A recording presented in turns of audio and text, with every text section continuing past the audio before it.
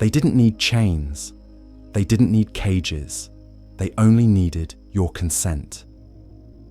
In Brave New World, Aldous Huxley sketched a terrifying future, not one built on violence and war, but on softness. A future where man is not broken by pain, but sedated by pleasure. Where rebellion isn't crushed by boot and bullet, but dissolved in orgasms, pills, and entertainment. And the scariest part, the people loved it. There were no protests, no resistance. Why would there be? When every hunger is immediately fed, when every ache is numbed before it can speak, the soul forgets it ever needed more. The world Huxley imagined is not far from our own. In his vision, the state engineered a society where sex was stripped of mystery and love was outlawed in favor of friction without feeling. Citizens were trained from birth to believe that everyone belongs to everyone else. Monogamy was taboo. Emotional attachment was perversion. Promiscuity was patriotism. And while the masses believed they were sexually liberated, they were merely sexually programmed. It was not freedom, it was formatting. We see this same pattern today, though dressed in trendier clothes. The digital age has put lust on autopilot. Swipe right, scroll down, click play. Pornography is no longer behind a curtain in some seedy corner. It's a tap away, infinitely available, endlessly novel. Dating apps have gamified intimacy. OnlyFans has turned the sacred into the transactional. And what Huxley understood is this: the most dangerous slavery is the one that looks like freedom. The man who believes he is choosing his addiction will never fight it. He'll defend it. He'll call it empowerment. Consider the rise of hookup culture. It claims to be about liberation. Liberation from outdated traditions, from emotional baggage, from the oppression of love. But in reality, it mirrors Huxley's design. Reduce sex to a commodity, erase the spiritual from the physical, and drown the yearning for connection beneath waves of shallow pleasure. People have become desensitized to the very thing that once connected them to something higher, each other.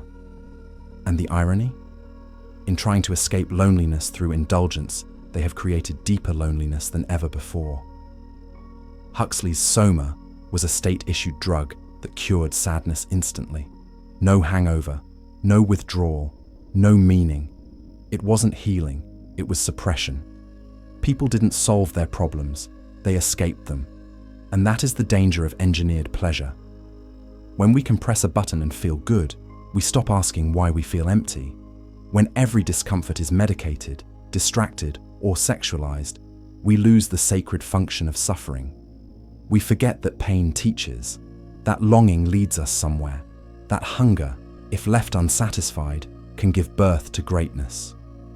Huxley understood what modern man is only beginning to realize. The worship of pleasure is not freedom, it is enslavement.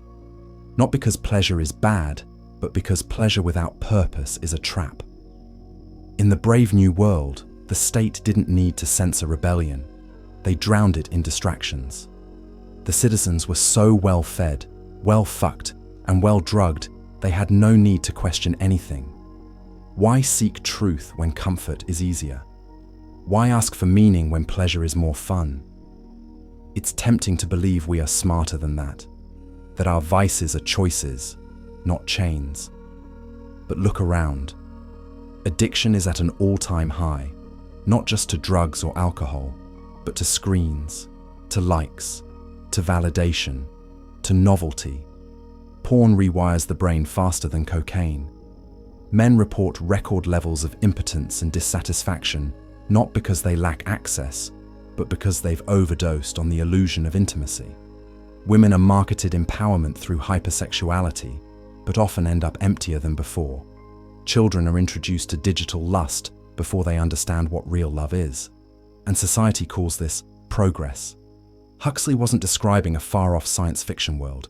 He was describing the inevitable result of a society that replaces discipline with dopamine. And the first battlefield is always sexual.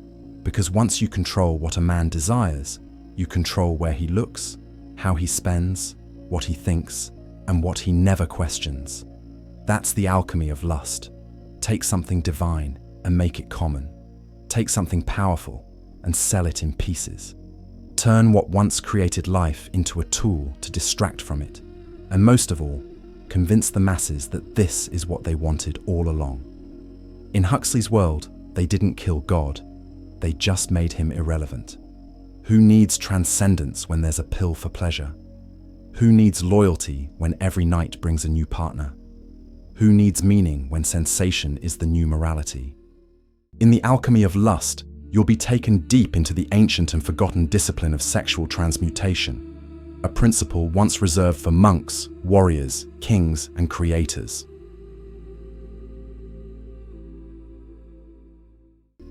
The fall of man does not always come with fire, blood, or betrayal. Sometimes it comes with comfort, the kind of comfort that slowly rots the spirit while keeping the body entertained. In Huxley's Brave New World, this decay is masked by a smile, a moan, and a chemically induced sense of peace. No chains, no wars, just the slow, spiritual death of the sedated man. What happens when lust is always satisfied? When there is no effort, no struggle, no chase? At first glance, it looks like paradise. Every desire fulfilled instantly, every ache soothed without question. But underneath the surface lies a brutal truth. Man cannot grow where he does not strive. Without friction, there is no fire. Without resistance, there is no transformation. And when lust is indulgent, unearned, and unchanneled, it becomes the great eraser of purpose. Look around today, and you'll see this phenomenon everywhere. A generation of men raised on instant pleasure, digital sex, endless novelty, and reward without risk. Masculinity, once forged in hardship, sacrifice, and struggle, has been dulled by convenience. Why build a legacy when porn is free? Why conquer yourself when there's a screen to soothe you? Why become powerful when pleasure costs nothing? This is the sedated man. His body is alive, but his mission is dead. His energy, once designed for protection, provision, and creation, is now hemorrhaged through dopamine loops and fantasy. He does not hunt, he scrolls. He does not conquer, he consumes. And he calls this freedom, unaware that his leash is made of pleasure. Huxley's characters, especially the men, are strikingly childlike. They are emotionally shallow, spiritually bankrupt, and mentally soft. Not because they were born this way, but because they were conditioned to avoid pain, to flee discomfort, and to worship ease. This is the inevitable consequence of a society where lust is detached from discipline, the perpetual adolescent, a man who never matures, never ascends, never awakens. Carl Jung warned of this. In his view, libido was not just sexual energy, it was psychic fuel. Energy that, if not directed towards something meaningful, would regress into compulsive habits, addictions, and neuroses. In Huxley's world, and in our own, this energy is deliberately hijacked. Rather than letting it rise into the higher centers of the psyche, it is looped endlessly into carnal gratification. No article, no self-discovery, no individuation, just cycles of distraction disguised as freedom. Desire without direction creates a restless emptiness, a void, a sense that something is missing even when everything is available. That's the great paradox of oversatisfaction. The more you get, the less it means. A man who sleeps with 10 women in a week often feels more alone than a monk. Why? Because indulgence kills meaning. Lust, when not guided by will and spirit, becomes a drug that needs more and more stimulation, while delivering less and less fulfillment. And what happens to a society of such men? They become predictable, controllable, easily entertained, easily manipulated. They stop asking questions. They stop building. They stop resisting. The government doesn't need to oppress them. They oppress themselves by mistaking indulgence for empowerment. Their only rebellion is to demand more pleasure, like trained pets begging for another treat. In this condition, the architecture of distraction becomes complete. Every human need is pre-packaged, pre-approved, and predetermined. People no longer need religion. They have entertainment. They don't need truth. They have good feelings. They don't need family. They have fluid relationships and endless options. Every deep yearning is flattened into a manageable, marketable product. We see this in the modern man, overstimulated, underwhelmed, addicted to novelty, allergic to meaning. He has no time for purpose. He is too busy being entertained. He cannot delay gratification. He's been programmed to believe that waiting is oppression. He avoids silence because silence reveals the soul, and the soul is starving. This is the true cost of engineered lust. Not just moral decline, but energetic castration. The masculine edge, once sharp, spiritual, and sacred, has been sanded down by lust without restraint. In a world where sex is free, easy, and constant, the man who still chooses to withhold, to transmute, to elevate, is the rarest and most dangerous kind. He is no longer a slave to pleasure.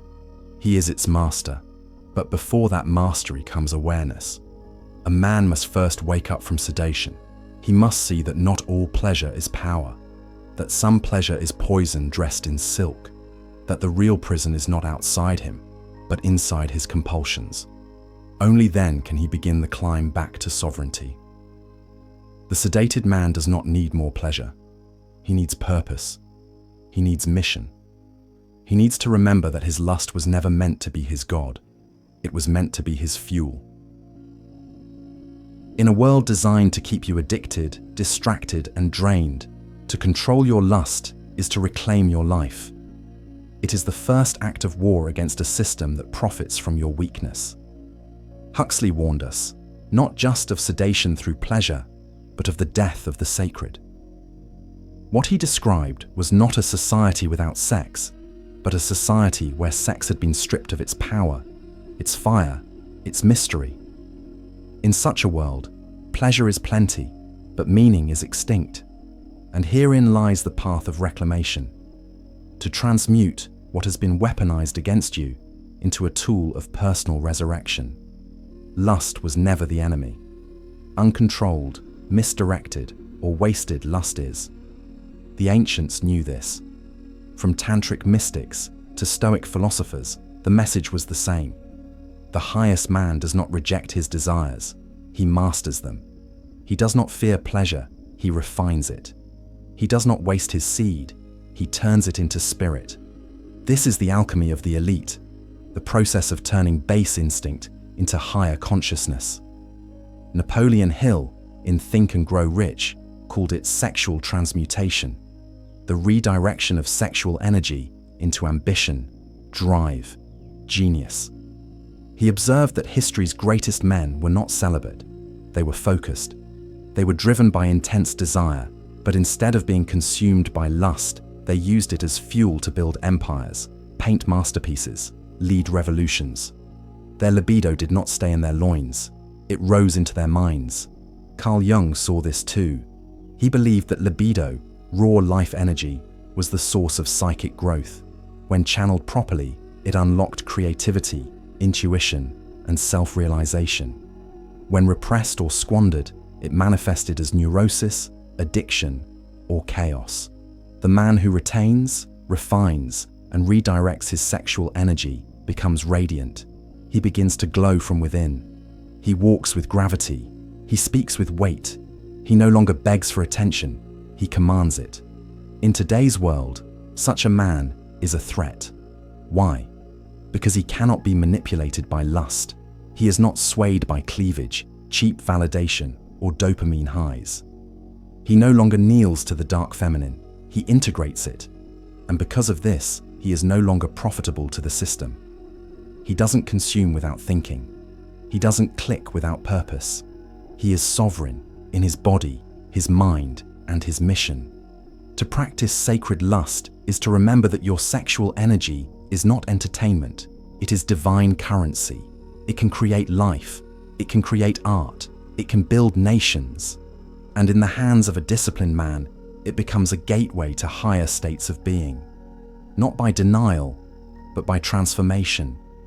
The orgasm becomes not just a release, but a choice. The desire for union becomes a symbol of higher union, of masculine and feminine, of mind and body, of soul and source. This isn't repression, it's refinement. It's the decision to stop giving your power away to pixels, to strangers, to fleeting urges. It's the refusal to be drained by what doesn't nourish you. It's the daily act of saying, my energy is too sacred to be spent carelessly. But make no mistake, this path is not easy. It is a battle. Every screen, every ad, every app is designed to pull you off this path. The modern world does not want you potent. It wants you pacified. It wants you scrolling, not building, jerking off, not rising up, distracted, not dangerous. That is why your resistance matters. Every time you say no to the urge to spill your seed for nothing, you're saying yes to power, yes to clarity, yes to command. Every time you retain, you rise. Every time you refocus, you reforge your mind. This is the return of the warrior priest, the man who is carnal, but controlled, lustful, but not lost. And when you reach that level, when you become the alchemist of your own desire, you don't just walk away from seduction, you transcend it.